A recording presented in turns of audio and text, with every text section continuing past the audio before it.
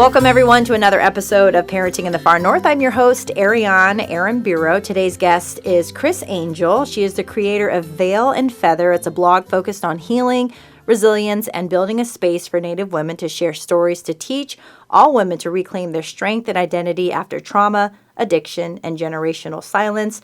Please welcome to the podcast, Chris. Thank you so much for being here. Thank you for having me. I'm excited to chat with you. Let's get into Veil and Feather. You say it was born from your personal journey. Can you share what healing looked like for you, especially as a mother in recovery? Healing for me was different. You know, I didn't adopt my kids until after I got through my addiction. I adopted my first daughter in 2009. So recovery for me was already started 5 years previous to getting my daughter. And seeing her be a 9-year-old little girl who's an Alaskan Native mixed up in foster care without culture. She was kind of lost. Herself, she wasn't, but her identity was. And I worked very hard to make sure that I could adopt her and bring her into her culture. So that's where it started for me, seeing my daughter be a Tlingit Alaskan and have no culture whatsoever. What does reclaiming identity and voice mean to you, and how are you helping your daughters do that same? I'm teaching my daughters to have voice, right? My oldest daughter's 24. She's Tlingit. My youngest daughter is white and African American. So I'm just teaching my girls to have voice, that they are allowed to say no, number one. And two, they're allowed to claim who they are. They're allowed to be both parts of them. Half white for Scotland, half black for her, and then Native, Mexican, and white for Lillian. So me just teaching the girls that their voice matters, that they're allowed to use it no matter what, is what reclaiming to me means. Tell me a little bit about your story. You born and raised in Alaska. What is your Alaska ties? I was not born and raised in Alaska. As a matter of fact, I was born in Oklahoma. My father struggled with addiction, and so my mom worked to get away from him, and we came to Alaska in '89. And I lived in Ketchikan most of my life. That's where I'm from, and I have a huge Native family, I would like to say, in Ketchikan that taught me all kinds of things about Native culture, Haida culture, Tlingit culture, and I just saw these women wanting to be able to be who they were, but not being able to be. I grew up with young girls in school who were Alaskan Native that didn't understand their own culture. They didn't understand their own foods. They got ridiculed in classes for bringing in roe and other types of Native food, and I didn't understand why. It was something that always frustrated me, and then as an adult I continued to see that. So starting in Ketchikan, it just showed me how quiet that culture was when they didn't need to be. Yeah. How did you kind of overcome all of that, and what was it like for you growing up and kind of coming into your own identity? I didn't find my identity until I was in my 30s, and I moved up here to Anchorage, and I really got to see how it wasn't just island life that was affected by this, it's village life farther north. So moving up here, kind of lost track on that question. You're good. But will you ask that question? I was saying, how did you come to find your identity and, Well, I guess in 2006, I tried to commit suicide. I was in the midst of my addiction. It was really, really bad. I was high daily. I was drinking daily. And I wasn't able to do anything for myself in the idea of actually being a woman of worth, in my opinion. And I had woken up in the hospital about a month later after a severe suicide attempt. I relapsed twice after that. On alcohol, and in the hospital, my mom finally just said, I'm either going to have to bury you or you're going to have to make a choice to be sober today. I relapsed one more time on Thanksgiving Day of 2006, and then after that I was like, I can't do this anymore. I want to be sober. I want to be a voice. And it was about 6 months after that, I started working with children that were severely emotionally disturbed, and I loved that niche, but I didn't understand how to work with kids because I'm kind of what my friends would say a pit bull. I have a lot of strong energy, and sometimes that doesn't work well with kids. So I started working at another office doing addictions and working in a residential setting for people in Alaska that were struggling with drug and alcohol. And I loved it. I was the program assistant. I was like, oh my goodness, this is right in my alley. I've grown up with parents that are addicted. I was addicted starting at 13. I got sober at 26, so I felt my niche there. And at that time, my office decided that I shined in that area, and I became a substance abuse counselor at that time. I've been a substance abuse counselor since 2001 and currently I'm working on my master's degree to continue to fall into that industrial org psychology so I can help people build programs that help women and children in addiction. That's amazing. Congratulations on Thank you. that. How does it, I mean, so you can relate when you talk to these people and to these kids. A lot of times they feel like you don't know what I'm going through, but do you bring your story into that and say, absolutely, actually, I do? I do. I bring it in a lot, especially with the women. I like them to understand that we have a chance, right? That addiction does not define us. It's just a part of our story. It's not who we were. It's not who we're going to be. It's due to not having tools. And when we get sober, we're adding so many tools that help us be an amazing person growing forward. Addiction and trauma, we know that can create some pretty deep wounds within families. What practical steps have helped you begin the process of kind of healing some of those bonds? Honestly, just talking. Like one of my favorite sayings is, you're only as sick as your secrets. If you don't talk about it, it stays inside, it festers, it makes you depressed, it literally makes your body sick, it shuts things down. So the first step is just talking, identifying that you feel off, identify that you feel wrong, or whatever the case may be, and just talk about it. Find someone that will listen to you. Talk about breaking generational cycles. It's powerful, but I imagine it's very hard. It is hard because addiction is not just something that we choose, right? This is literally passed in DNA. My grandfather, my great-grandfather on my father's side were both addicts. So it was passed to me in DNA, and my father killed himself when I was 10 years old due to his addiction. So not only do I have a predisposition to addiction, but I have a predisposition to mental health. So breaking that really was talking about it, teaching my kids now, even though all of my kids are adopted, they come from a very severe background. So I talked to them about addiction, what that looks like, what it means for you, what it means for me, and being able to let them understand. Most of what happens in addiction is not understanding, right? So the more we understand, the sooner we can stop it. And you mentioned about silence. How have you started to replace that silence with kind of connection in your own family? So I actually have taught because I'm really close to my brother and my cousins, I've just really focused on teaching them, 1, about acceptance, 2, that we don't choose addiction, and 3, that just, I need support. I need you to talk to me. I need us to grow together. Addiction doesn't just affect me, it affects you too. So also teaching them that their voice matters in this too, and that I did do wrong, and you have a reason to say that to me and build with me. So letting them understand their voice matters, understand that I did do damage and I have to accept that, really helps them come to me. Also being honest when I'm feeling something. With my husband, I mean, I'm 18 years deep in my recovery, and alcohol, despite that not being my drug of choice, was still something that I struggle the most with now. I have to tell my husband regularly. Just a couple weekends ago, I said, babe, I'm triggered. Yeah. I would really like to drink. The more I speak about it, the more my family starts to trust me too. So it changes that generation. They see me for me. Oh, Chris is struggling. She's going to struggle. But at least she's talking to us about it as opposed to hiding it from us. Any advice more for families that are dealing with a loved one that's in addiction? Where they're seeing clearly, like, why are you doing this, but the person who's addicted, they're not seeing it that way. So what advice do you have for families in order how to, show up for them? Showing up is going to look different in that stage, though, because sometimes it looks like rejection. Really, you got to step back. You've got to stop giving. Don't give the money. Don't give the room to stay. Stand strong in your boundaries, because ultimately, the more you stand back, love them, tell them you love them. I'm not mad at you for your choices. Or I said that wrong. I don't like your choices, but I love you. I need you to see that, but I can't continue to enable this, because the more we empower that side, the more they won't be able to get sober. They will continue to choose manipulation as opposed to growth and change. How do you create safe emotional spaces for your kids to process their own experiences, especially with their identities, maybe often being misunderstood, as you mentioned, and blended race, We have a blended family, right? My husband is white. I am white. My oldest daughter is Alaskan Native, Mexican and white. And my youngest daughter is African American and white. Then my 2 other boys are Guatemalan, Mexican, and then my youngest boy is my little white boy, right? So it's teaching all of them that their cultures matter and letting them talk about it. One thing we were working on with Silas yesterday, he's my 17-year-old. I talked to him. I said, bud, I can't help you unless you talk to me. I need you to share things with me. Again, talking to him about being as sick as his secrets. I tell my kids, I see it. I can help you with it if you talk to me, but I'm not a mind reader.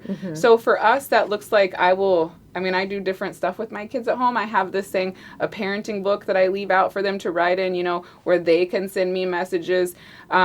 We talk through text a lot, but I also allow, especially my 17-year-old, my 24-year-old, they come from a different background, right? So they're not typical kids. So he may talk to me differently and it may look like he's disrespecting me, but I'm meeting my kids where they are. Mm-hmm. You know, 2 of my children were in 11 different foster homes before they came to me. Wow. So I'm trying to get them to understand, hey, that really sucked, but you're allowed to use your voice. That is part of you, but come over here and see that change is changing and your voice is allowed to be used no matter how it's used. Whether you're angry, the only thing I ever ask of them is not to get up. You're allowed to scream, you're allowed to cuss, you're allowed to be mad, but don't give up. Yeah. Giving up is quitting, and you don't want to do that. In building Veil and Feather, what kind of stories or voices are you most passionate about amplifying? You know, my passion right now as an adult is Alaska Native women.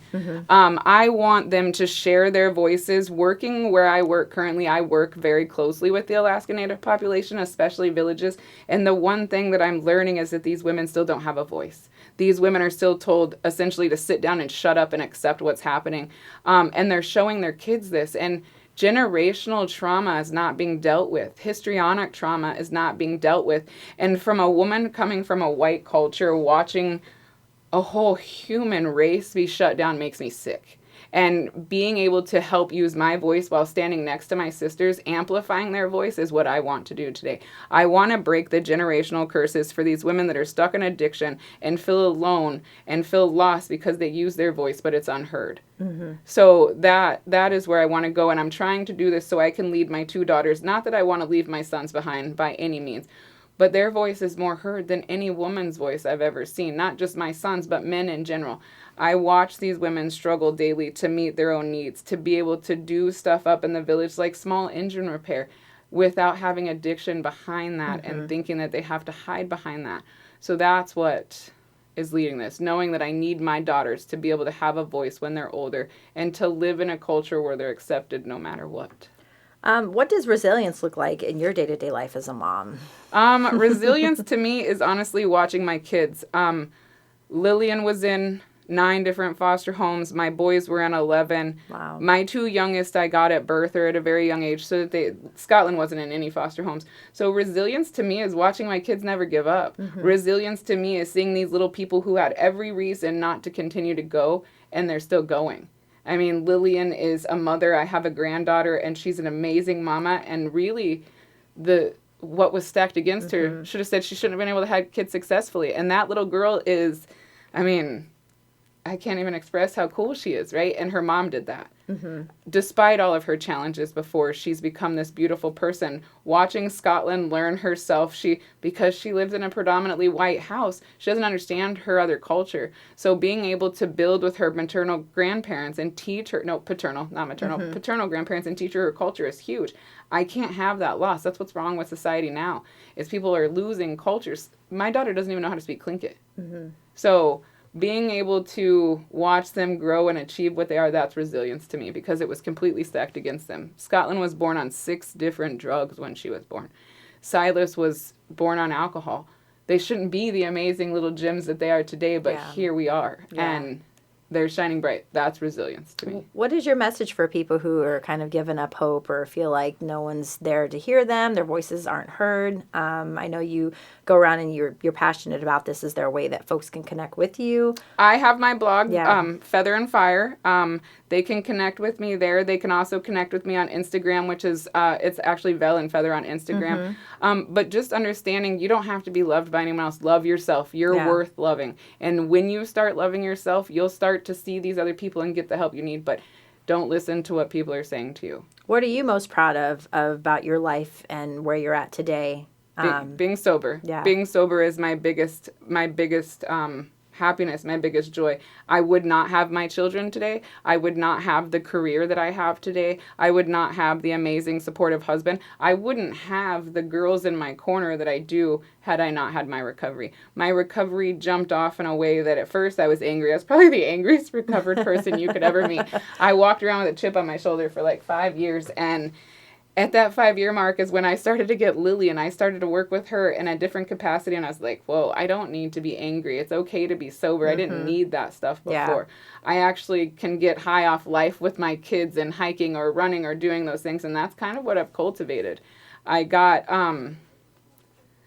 into learning what recovery meant, not just living it, but actually showing it through every action that I do, you know, by teaching my kids about it, by demonstrating it, by advocating for the homeless, by being out there and just talking about it. I feel like if I don't shout my recovery from the rooftops, one, I'm setting myself up for failure, and two, I'm not leading other people to my side. Yeah, and you're normalizing it. You know, I feel like I've mentioned this in several podcasts. After COVID, it kind of feels like that blew the lid off of mental health awareness, which is great.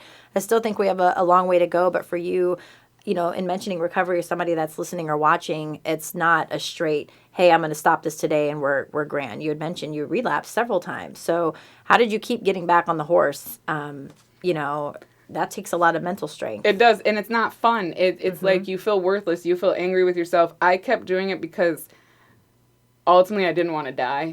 Like being a 10-year-old little girl and finding out your dad shot himself because of his addiction, that stays with you. That doesn't go away. And so when I did try to kill myself, and when I say it should have been successful and it was bad, it should have been, right? But I woke up by the grace of God, and he gave me this life that I have now. So I can tell you that my relapse really sucked, but it was part of the process. We say that in addictions and recovery. Relapse is part of the process. It's literally just saying, oh, shit, I messed up. It's okay. I'm going to get back on the horse. I'm worth this. Yeah. And that's what I have to remind myself of every day, because ultimately we have to do this alone. I mean, we will have people in our corner, but it starts within by yourself. And you've got to find that courage on the inside to say, hey, you know what? I'm not a bad person, but I'm making bad choices and I need help. And you're human. I'm sure you still get hard days. Oh, yeah. I mean, we're moms in general, like, hello. But hard days are going to happen. Yeah. Actually, that's one thing I talk about with my girls now at my current work location, is I tell them I will bring in stories about my kids. One of my sons right now is currently facing a lot of stuff criminally, emotionally, because of his past, right? And I teach this to my girls that I work with so that they understand, no matter if you're sober or using, parenting is hard. And we have to keep in mind, one, we're not perfect. Two, these kids are going to test you no matter what, because they're learning. Those tools that you didn't get as a mama and ended up with addiction are the same tools we're trying to build for our kids right now. So it's going to be frustrating because they don't want to hear us. They don't see what we're doing as important to them. They think it's control.